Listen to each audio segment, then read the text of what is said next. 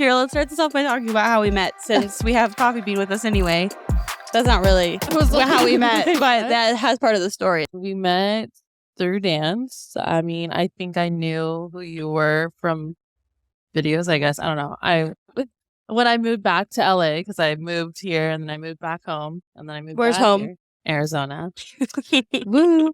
Then I moved back to LA and I remember you were on a team and I was like, oh, are they auditioning? They weren't, I guess, thank God. But then you were on another team that I had used to be on and I was like, oh, that's so cool. And then just from there, yeah, I came back, was on the team, and then we went to New York. Yeah. And no one else wanted to hang out with us. So they thought we were lesbians. So we were just out on New York, on the town. and that's where we started to bond. And then we just started taking classes together and rehearsals and trauma bonded through our company. Don't say that too loud. Just kidding. So yeah, basically we met through dance. And my funny story about Coffee Bean is, at some point I guess our leases were up at the same time, and we decided to become roommates. Yes. Which is always a risky situation to live with your friends. Yes, it is. But it was a success. Somehow, because she didn't have a job at the time, like a stable income type of job. She was like doing freelance stuff, but you need to make like 3 times the rent normally in LA. We were like going to live with somebody else too, one of her friends that I didn't really know yet. He wasn't going to be on the lease, so it was just you and I that were on the lease. And basically, we went into this apartment to view it. Or I guess you went first without me. And like, it was just like a dingy. Yeah, it was just like a regular, I don't know. It was just like a classic LA apartment. I don't know.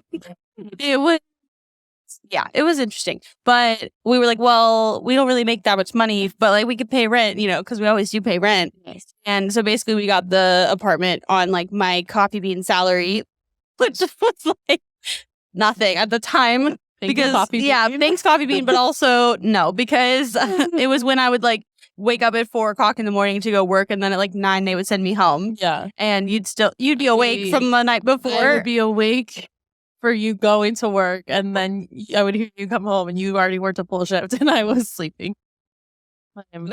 Night owl. Yeah. But somehow we managed to make our schedules go together and coexist together. I always would remember coming home and seeing you just like on the bed because we had no air conditioning. Yeah, I would have to put my comforter in the washer to get it wet, and then I would just lay with it on top of me. It was so fucking hot in that apartment, because I don't know why LA doesn't have central air. It's ridiculous. Like, it makes no sense. We have so much we could talk about. Yeah. Do you have anything right now that you feel like is number one to talk about? Because we could go any direction with this. What do you feel most passionate about sharing with the world? Most passionate about? Wow. Oh, I don't know. There's so much. How long do we have? Don't give us mics for too long. Right. We don't have very long. We don't. You have to catch a bus in an hour. So I have a lot to talk about. Family issues and like growing up with a narcissistic parent. We should start there. Like a lot of people have issues with, unfortunately. Yeah, so maybe let's start there, because I feel like we kind of talk about childhood trauma or childhood shit. I don't know. It's not all trauma, but it's just all things that happen in your childhood that are not maybe ideal. Yes. Can you give a brief overview of just like how you grow up? And maybe I think it's interesting to not compare because we don't want to compare, but just show the difference between like maybe you versus your brothers growing up. Yeah. And kind of like that dynamic of, even though you have the same family, you guys experience like different dynamics. Yeah, that is true. Well, my dad is bipolar, so that was not fun. And he's a narcissist. So I want to preface, like, bipolar people in general are not bad. They are good people. And my dad just was a narcissist on top of the bipolar, so which made it's a lot. Yeah. So there was a lot of just getting mad over everything. Like, honestly, I don't remember a time in my childhood where I wasn't like getting in trouble for the slightest thing. Like, I would breathe wrong and he'd be like, oh, what? Do you have an attitude? What's wrong now? And it was always like that from a young age. And I was the only girl. I was the youngest girl with having 2 older brothers, which also creates a different dynamic. I think he had a little resentment towards me because I reminded him of my mom. and he hated my mom. I don't know why he was married to her for so long. Like, let's stay in a marriage that. How long were they married? They were married, I would say, like 17 years. Oh, wow. Or like maybe 18, because they got married before my brother was born. But they got divorced like when he was around 17. So maybe 18, 19 years, which was like probably 19 years too long. Because they did not get along. And like the whole time, you feel like during. At least that I was like aware of. I mean, I remember him calling her a bitch like at a young age. And I was probably like 6 or 7 hearing that. And that's kind of how he would talk to me too. So it was harder as the girl. And I feel like I had to kind of like grow up faster because I was like the only girl. Yeah. And then with like my middle brother, it's not his fault, but he was favored more. So he wasn't treated like that. He had to see it, which still fucked him up. Yeah. Because he had to like watch it happening to his siblings, but he never experienced that. So we all have like the same trauma because we had that father doing that, but also like different versions of it. My oldest brother was there first, so he was alone and had to deal with really bad parts of it. My middle brother didn't deal with it directly, but he had to just sit by and watch it happen. And then I had to like get the brunt of it when they were like getting divorced, and we had to like houses. And how old were you when they got divorced? They finally got divorced. They separated and got back together a bunch for whatever reason. I don't know. I was 9 years old. So yeah, that's a tough age. So yeah. And I mean, I grew up in this neighborhood that like all my best friends were by. Sorry. All my best friends were in. And then we had to move out of that because we couldn't afford the house anymore. So it was like a rough transition during that time. And then my mom still wanted me to like go see my dad. But every time I would go over there on the weekend, it was like, I wouldn't make it past Friday night. Like it was, that's as long as he could last with me. And then he would either call my mom to come pick me up or he would like kick me out of the apartment at like 10 years old. When you say like, that's the only, like how long he could last with me, like, what do you mean? Like, what was the dynamic like when it was like just you and him?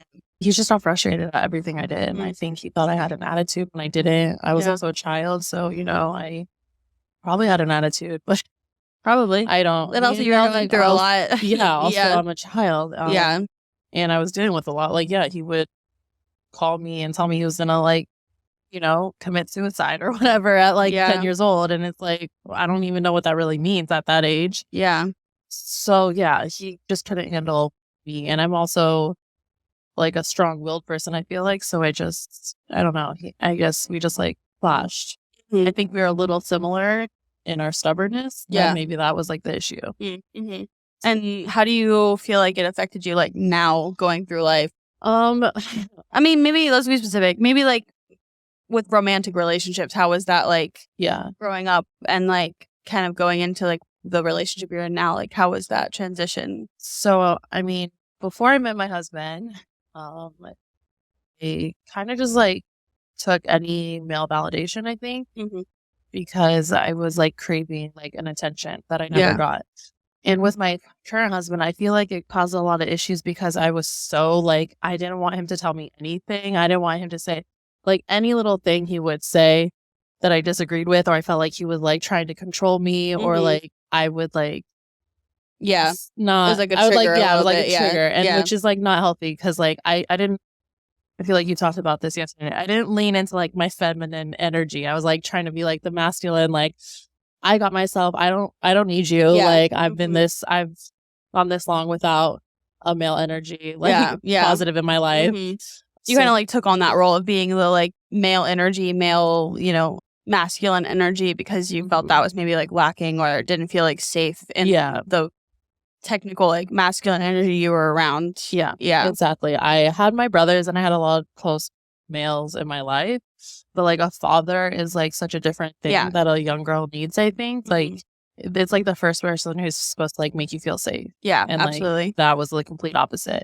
I was always like terrified to be around him, and not like he never got physical or anything, but it's just like an unsafe energy to be around when you feel like you can't even like walk down the stairs without like getting in trouble or like so getting with my husband, it was just a lot of like headbutting. I feel like. And when did you meet him? I met him when I was 18. So why was it different, do you think? Like how did it stick versus like the people before? I mean, obviously like 18, like that's kind of like a lucky person to be like, okay, Yeah. high school sweetheart, blah, blah, blah. But like, Yeah. do you think it was just like him and just who he was? Or do you feel like it's just something like, Yeah. you know, what was it? I think it was just like him because he's such like a strong personality too. And I think he just like knew how to like handle. I just like, think he knew how to like. Or maybe he was like supposed to be there Yeah, for you. like I kind of. think we always say we met at the right time. Like I think he was going down a bad path and I was like going down a bad path and we ended up being like a right moment in our lives. How'd you meet? So I was at a party because again, I was like drinking a lot in high school, you know, not good. I was trying to like numb a bunch of stuff, but I was at a party with a friend and I was like, went outside because I was like trying to leave. I had met him earlier in the night, but we didn't really talk. I was like ready to leave. So I went outside and I was like drunk sitting on a curb and he was about to leave with his friend and he like came over and like asked for my number. And then 11 years later, a marriage and a baby. Yes. Love that. Love that. Love that. So it worked. He's helped heal a little of that trauma. Yeah. I think. And seeing him be a dad too to a daughter has healed a lot of that trauma. Yeah. And you with your daughter, like how has that been for your healing? It's been good and it's a challenge. I think becoming a parent makes you like dive into healing. Yeah, you're, like, if you're forced like into if it. you're not ready for it Yeah. because you have to because you have like another life. And it's made me like be more patient and like I don't know because there's certain things like I'll see like a little bit of my dad in me sometimes if I'm getting like overstimulated or frustrated. And then I'm like, oh fuck, like no. Yeah. I never get as like angry or anything as my dad always was, but it's just so different and I want to empower her like at such a young age. I feel like I was broken down so much by my dad. Like he told me I wasn't good at things or he was like after a fucking 12-hour dance rehearsal, like you should eat celery, you shouldn't have Subway. Like, okay, fuck me then. Like Yeah, wait, let's slow that down. Let's tell that story. So what? So I was in competition dance. It was after like a 6 or 7 hour rehearsal because I was like competing and, you know, we had a competition coming up. And how old were you?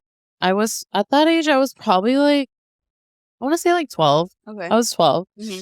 He picked me up and I was like, oh, I'm really hungry. I want Subway. Like, I want a fucking footlong. I'm hungry. And he was like, you know what? You should really be eating celery instead of Like straight up? Like straight up. Like, are you serious? Yeah, like 100%. And I was like, okay, like I will never forget it. Never forget That's it. not great. Because that also, was that the same dance team that like was kind of problematic with their tactics as well? Yeah, the ones that would like make us get in our leotards and like not technically weight check us. There wasn't a scale, but we'd have to stand in a line and have them come check how we looked in the leotard.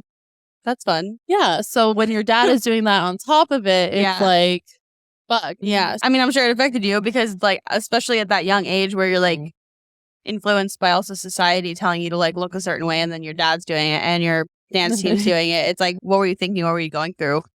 At that specific age, I was kind of like, fuck you, I'm going to eat. Luckily, my mom was very much the opposite. And she was like, if you want something to eat, like eat it. You know, it's all about balance. She was never like, go on a diet. So I'm lucky for that. It kind of more presented itself in high school, I think, is where I started having more of like a slight eating problem where I was like watching my calories. I wouldn't eat anything. Do you think that was related to that time or do you think that was like other influences in high school that? I think it was. I think that was probably like a catalyst if I didn't realize, you know, even if I didn't realize it, because at that age when your dad is like telling you not to eat, like it's like, you're like, well, you know, he's supposed to be like the one person that like finds you like, you know, like you're so beautiful, like you're perfect the way you are. Yeah. And then he's like, don't eat that. Like you should have celery. Yeah. Like a rabbit. Do you feel like at the time you thought that was like him telling you to like lose weight or do you feel like it was just him like giving some type of advice that just wasn't sticking? Like what was do you feel like there was an intent to be different or do you feel like it was like that was the intent? I don't know. Like, again, he could have meant it in like oh, you want to make sure to stay, I don't know, eat healthy. But celery is like not really like strong for the bones. Like, I mean, it's like healthy, water. but like 10 calories for like the whole stock of them or whatever. Like, it's not a fulfilling Yeah. thing. So I'm surprised you still like celery. We got Wingstop last night, and I was like, "Yeah, you can have my celery." I'm bonded to Yeah, it. I'd be like, I never want to touch celery ever in my life. My subconscious is like, you need celery. I don't know though. Like, I don't know what his intent was behind it. Yeah. But it was just like the delivery was wrong. And I Yeah. think that's too why I'm so careful when talking to my daughter, you know, because like, yeah, you might not mean it that way, but like, you're also talking to a child. Yeah. You have to make sure you don't phrase it in a way that's like going to stick with them forever. Like, Yeah.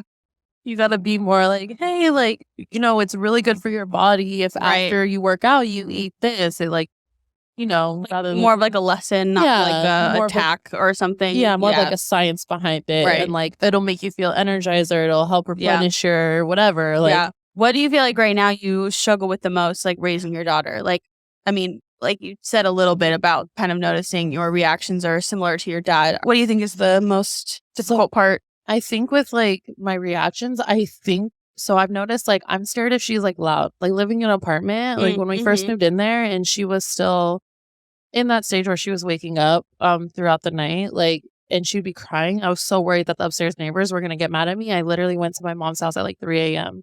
because my husband was at work overnight and she would not stop crying. And so I went to my mom's house in the middle of the night because I was scared my neighbors were going to come and yell at me because I wasn't allowed to be loud. So even if we're in like a public space, like I don't want her to scream, obviously, and be annoying, but like she's also allowed to exist. Like she's learning the world around her. And I think I'm like trying to like let go of that fear of like people being mad at me. Yeah. Because I wasn't allowed to ever be loud, like get upset in public. Yeah. You know, I wasn't allowed to have any kind of emotion. Mm-hmm. Do you still do that? Or like now you're not as worried? Or like when she's loud, now you're just kind of like. Yeah, now I've been working through it where like if we're in a public space and she gets a little upset, I try to just like work through it with her instead of like trying to like take her out of the situation immediately. Like I try to like if she keeps on like screaming in a Target, like I'll step outside with her to try to help her. Like, you know, sometimes you have to take them out of the situation for them to kind of calm down. But I also try to talk to her first, and I've noticed it like helps. Like I'll talk to her and I'll just be there and like tell her to breathe and like she'll calm down. Yeah, I'll be like, let's take a breath together, or like let's count down from 30, and then she's like over it. Yeah, and it's fine. And I'm like, why couldn't I have like gotten that? Yeah, from my dad? But it was like, don't show emotion. Mm-hmm. You're not allowed to be upset. Only I'm allowed to be upset. No one else is allowed to be upset, even though I make your life hell. Yeah. Only me. Oh no. Yeah. What do you think is like your biggest sign of healing through having her? Like, what do you feel like you've healed the most out of yourself? Not really necessarily like how you're helping her, but kind of like how she's helped you. I think it's like healing, honestly, not even just my parenting, but like watching like my husband, AJ. AJ's parenting has healed like a part of me. Wow, I'm gonna like get emotional, bro. Aww. Seeing him like be a dad to a daughter and like how much love he has for her, and how much like he's a stay-at-home dad. Like my dad would never. When my parents separated at one point, they tried to have my mom move out. My dad, I would like, she moved down the street with some friends. And I remember literally like, it was like 4 hours in and I'm like walking down the street like, Mom, like, no, what the fuck? This can't happen. Yeah. But like seeing AJ parent her, I feel like has healed me. Because it's like, wow, he loves her, you know, and it's just, it makes me happy to like see that. And it's helped me like kind of like grieve a little bit. Like, yeah, I wanted that kind of dad, but maybe I wasn't supposed to have that. Maybe I was supposed to like, it taught me to like be a better parent, like to be a good parent. Like, I don't know, maybe whatever the universe reason was having the dad, but seeing him, I feel like has healed me more. It's helped heal my inner child a little bit. Yeah. And it's fun because I can like be a child with her too. Yeah, like, exactly. You know, like play and like be free and like not get in trouble for it. Yeah. And like I let her like make a mess and like we can clean it up. You know, like it's okay. Like you drop some eggs out of the fridge, like it's okay. Like it's not that big like of a mistakes deal. happen. Yeah. And I feel like that just all of that together, but definitely I feel like just see parent because he's a good parent and he's a good dad. That's cute, but that wasn't about you. That was about him. You don't. I mean, that's fair. Like if that's your answer, that's fine. But I feel like she has like, I've seen you grow and I've seen you change, and I feel like there are like plenty of things that I think she's already helped you with. Yeah, I definitely think like I feel like those little things like patience and understanding. I feel like patience is like the biggest one, and like it's okay not to be like perfect. Yeah. too. And like I feel like with patience though, it also comes with like not reacting as quickly. Like I feel like that's something that I've seen change in you through having her. Like I think that like because you don't want to be like your dad, you're trying to watch your reactions, but I mean that filters over in like most of your life because you're learning how to be like I think you know what I mean? Like before you like speak, because we already talked about that a little bit. This trip was like, you know, is like the quick response. Sometimes the tone, yes, you could be saying something happy, but like your tone can come out a little bit aggressive, which again is not like a bad thing, but it's something we've like talked about. And I think that you are even just more aware of like not being so like reactive and then defensive. Yeah, I think 100% because it's like definitely harder when you have like a little 2-year-old. Like, and I'll bet you don't want to be like, oh, what the, and like this bit, and it also makes me like a part of it has had to like make me confront the trauma. I feel like I just like whatever, because I want her to feel safe in her home, and I definitely like take a breath. Like she's broken some things that mean a lot to me, and all that, and I just like take a deep breath. And then I'm like, it's okay, baby. Like, you didn't mean to do that. Yeah. It's not like she was like, oh, you like this? Yeah, you like this? Fuck this. No, it's like. She like accidentally did it. You're like, what are you going to do? Like throw her out all the street? Like, yeah. And that's good. That's what I mean. Like, that's not, I mean, I'm happy that AJ is a great dad, but like you're also a great mom, and you're like working hard to not only be a great mom, but like also be a great person just in general. And, you know, kind of not live that same history going forward. So I feel like that's, you know, something the generational trauma. Yeah. A little bit. Yeah. But yeah, for sure. I think that's the biggest thing is like the patience of it all. Good. We can move into something less dark. Let's talk about the dance industry. Oh, God. Because I feel like you and I, we talk about this a lot. Just that whole idea of like being a bigger sized dancer in the dance industry is tough because it comes with just this like pressure to either look different or just like embrace who you are and be okay with like not getting the jobs you want. Can you share a little bit of your take on like what it feels like to be a plus size dancer in the dance community? That laugh. It sucks. I mean, it's fine, but it's also like it feels like there's not a space because you either have to be like super skinny or you have to be like plus size. Like, I don't know. Like, if you're like an in between, like a medium size, or whatever you call it. Like literally average, just like an average like, person. I don't think I'm like plus. Like, I don't think I'm like. That's how I feel. Yeah. Like, which is like nothing wrong with that. Like, fuck it. Like, I love it, but it's like there's no space for us. It's we either have to lose a bunch of weight or we have to gain more weight. So it feels like it's frustrating because you go into these jobs. I've auditioned for a few things. I will not say what, but I've, not to sound cocky, but I know I was a better dancer. Like the talent is there. Like the talent, I knew. Absolutely. You can know you're talented. Like, you know your talent. And watching the other people in the audition, you can tell their talent. Right. So I knew my talent was there, but it was literally because, and they'll never say it to you that you were too fat for it.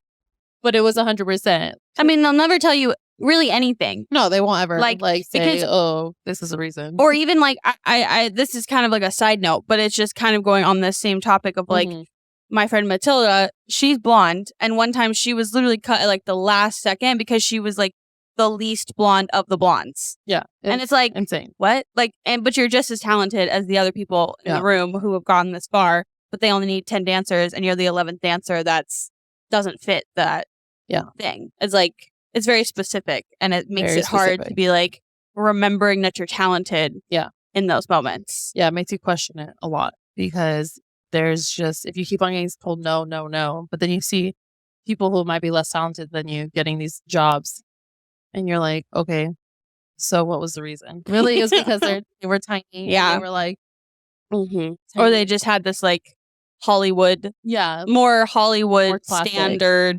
stereotypical Barbie situation. Which, yeah. You know? Which, yeah, stereotypical Barbie, literally. It's weird. And it just like, it discourages you a little bit. It makes you like kind of lose the love a little bit, I think, for it. Yeah. That's been like a struggle. I've had to like just do it because I enjoy it and not worry about whatever I may or may not get. You know, like the right things will come for you. It's just annoying because there's not a lot of opportunities. Yeah. Do you have like any specific memories of like an audition that you either booked or didn't book based on your size? Just that one that you're thinking of? I mean, like a couple. Do you want to talk about them or? Well, yeah, I mean, we could. And again, like they would never say that, and I would be like, they would be like, "Oh no, that wasn't the reason." But I mean, when you're the only fat person auditioning, And fat, what like, even is again, that? Yeah, just like, but like fatter than like the size you're. It also sucks because sometimes there's like even artists that like just for the aesthetic of the production, they don't necessarily want somebody that's like quote unquote bigger than them or quote unquote taller than them or whatever. Like there's like a certain they're looking for a look, and their creative directors are looking for a look, and it might not even be the artist that's the one that's like turning people away. It might be just because they're like, oh, it's very subjective. It is. And it's hard to like push through that. So like, I guess too, like sharing maybe how you're able to like push through that and still be like, I'm a talented dancer. Like, yeah, I think it took me some time. I think it took me moving out of LA too a little bit. Like, I mean, some of the auditions were in Arizona that like didn't get because I was bigger than other people and I didn't match maybe too. That was the reason there was only a bunch of skinny people and they can't have like one bigger person. Like if they want it to be like, you know, uniform or whatever. And I just keep going because like I love dance and it makes me happy. And I just have to remember that. Like I'll keep on going to auditions. Like they're fun. Like, you know, it's like a free class. Yeah. Like fuck it. Why not? I'm just gonna keep on going and like hopefully the right one will stick. Yeah. Because I don't want to let like other people stop me from like doing what I love. I also did that when I was younger because of my dad. I stopped dancing because I didn't want him to have that control of like paying for it. Because he would like use it as like I'm gonna take that away from you. And so I quit. When did you quit? I quit when I was like a sophomore or like a freshman or sophomore maybe in high school. Oh, did you do it again after that or just when you moved to LA? No, I started again when I was like 19. Oh, okay. But I stopped for those like 3 years of high school. That sucks. Yeah. I didn't know that. Yeah. I regretted it a lot, but I just didn't want him to have like that control. Yeah. And I think now growing and going through some healing, I don't want people to have like control over dance. Like it's supposed to be like a healing and like it's supposed to be a healing thing. Dance is very healing. Whether you're good at it or not, it's supposed to be healing for the body. And I know whenever I go to classes or auditions, like I feel better afterwards. So I'll just keep on going. And it's like if I'm always too big, well then whatever. Like, but it's like, I mean, it is true. It's like the right thing will just come to you when it's supposed to be right for you, and like forcing things, because it would also be unfortunate to be in a situation where you like force your way into it, and then it's like just not the opportunity for you, and then it's like, well, now what? And it's like now I have to do it because I like forced my way into this. Yeah. So yeah, I just like have trust, I guess, that if I'm supposed to be on something, it'll happen. Yeah, and you're still like putting yourself out there, and like, you know, you're making all your TikToks now and stuff too, because I think that's a good way to like create your own lane. But let's talk about your favorite freelance job or the worst. I don't know, whichever story you want to talk about. Okay, I'll do both. Or give like a synopsis of like just the kind of jobs you had to have while like living out in LA. Literally everything, or whatever. You can say. I can block it out if we want to, but Instacart was probably the worst. Always sitting in like grocery store parking lots, like waiting for an order to come in to make like $3 and having to drive through fucking shitty LA with all no parking, rushing, and then like getting like 3 stars if you're late. Like it's not your fault. Like I was on the fucking 405 trying to get up there. Like but those were not fun. But honestly, my favorite was like doing background acting, not like the audience stuff, because we had to do the audience work too, which is like fine, but whatever. Yeah. The background stuff, like honestly, like NCIS was like my favorite. NCIS LA with LL Cool J.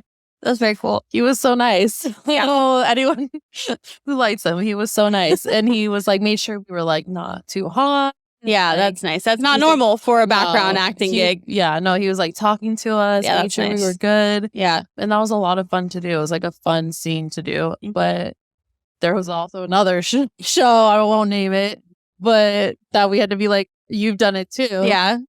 Overnight in like the freezing cold, rain, no food. You got like a soggy piece of bread and Or like lettuce. or like barely an apple, like a Like, rotting apple. Literally. Yeah. And hopefully there was some left because Yeah. there's 300 people there. Mm-hmm. And like porta potties and like that was literally like rubbing your eyes at like 6 a.m. when they finally call wrap, and then having to like drive home in like literally morning traffic while you're like trying to stay awake while you're not even up, like where you're freaking like falling asleep at the wheel to make like 100, I don't know, 200. Barely. I feel like there's one still that I haven't even gotten paid for. Oh my god. And I'm like, it's a lost cause. Like whatever. Years now, whatever. But yeah, that was the worst. And it's like barely to survive. And like it was fun for a while. Mm-hmm. But like I'm glad I'm not. Yeah, and it's also tough because like with background acting, you don't really get like a set schedule. It's just like the night before they're like, hey, can you work this at 6 a.m. tomorrow? And it's 2 a.m. right now. You're like, sure. You're like, I guess because I need to pay rent. Yep, I need to pay bills. So like, yeah, I have to. And it's good for the flexibility of like if you have an audition or whatever. But I do feel like me finding a stable job had really helped my like last few years in LA because I thankfully have a job that was like that is and was super flexible and like I'll manifest that. I wrote down in my little journal, I said, find a job that lets me dance and work remotely. Yep. And I found it. So somehow, but it's like I met people through background that then like I was working with at this company. So it's like, you know, leading back to connections and networking and all of that shit. Because you do meet like tons of people. Yeah, it is true. It helps. It is good for that. Like you meet a lot of people. Yeah. In the industry, I guess. And in different parts of the industry, because it's like, there's singing and like, and writing or directing. Lots of people do that just like when they first move here, which I do think helps meet people. Yeah, helps you like network and meet people. And, for sure. You also meet those background actors that think like they're gonna be the stars. The one that I almost punched in the face. Yeah, it's fine. She was gonna punch me, so I was about to punch her back. That was it. Because she was literally. Her and her boyfriend were making out on my knee. Like, they were sitting behind me and they were like French. And I was like, can you guys calm down? And she turned around and she said, if we were two men, you wouldn't be saying anything. I was like, girl, yes, I would. Because you're on me. I was like, you're like pressing your knee into my fucking back. Like, can you stop for a second? I don't care who you are. And then we got up because we had like a break and then I came back. She was like in my seat and I was like, oh my God. Are you 5? Like, yeah, that's the kind of people you find there. Yeah, it's always a hit or miss. But it's good times. Just living in LA, what a good time. It's fine. Yeah, but also you can, if you're wanting to pursue something in dance or whatever, you can also do it where you are now. Don't feel pressured. Absolutely. I felt pressured. I feel like when I first moved here and then I moved back home, I felt like I failed when I moved back home the first time before I moved back out here. I was like, I have to be out there. Like, nothing's gonna happen. So don't feel pressured. Like it's a good place, obviously, but like also you can visit, you can make connections other ways. Yeah. Luckily we have TikTok now that is like, and just social media in general. Like Insta. You can follow the people you need to follow and make connections.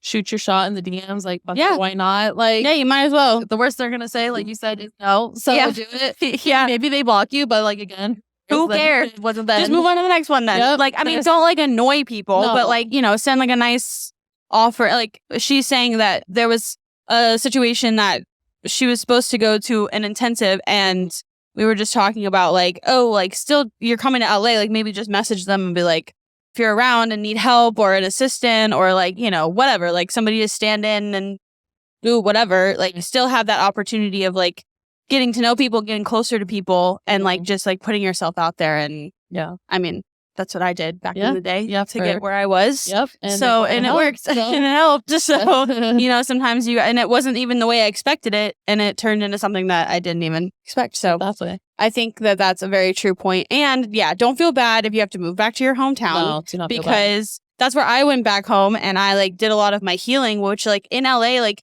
being here just for a week again is like, it's just chaos constantly. And it makes me understand why, like, of course I was getting drunk all the time. Of course I was getting like super like high and just like ignoring my problems Yeah. because it's like you can't even function. Like it's like you come home and you're like, I literally just want to decompress. I can't like sit here and do shadow work and like start crying again or like doing healing or whatever. Like I already cried on the freeway. Like I already cried on the metro. I already cried next to the homeless person screaming about wanting to shoot me or whatever. Yeah, like I'm good. Like I'm just want to like lay and do nothing and like watch Friends, you know. And like it's hard to heal in this space. It is. So like you said, don't feel like you have to move to LA because you don't. You can make. Maybe for me, like I think that I had to move to LA because I had never had any dance. So I think I had to be like thrown into like professional dance training just to like get that fix that I needed. But like if you are somebody who doesn't really necessarily want to move, but you want to break into the industry, like you definitely can. And like don't feel like you have to feel pressure to like move to a big city to do it. Again, definitely fun to do if that's just like who you want and like if you want that experience. But like if you're like, no, I really just don't want to do that. Like, I like my life. You can literally just do it online and like, don't be afraid to post just like naturally and all the time. And like, whoever is supposed to see it will see it. And you'll probably get opportunities like that. Yeah. Honestly. For real. Unfortunately, I think we have to wrap it up because she's got to go to the bus to go home. Oh my gosh. Show me. But it was so much fun. I'm glad we finally were able to do this at 6 a.m. Yes. But we did it. We did it.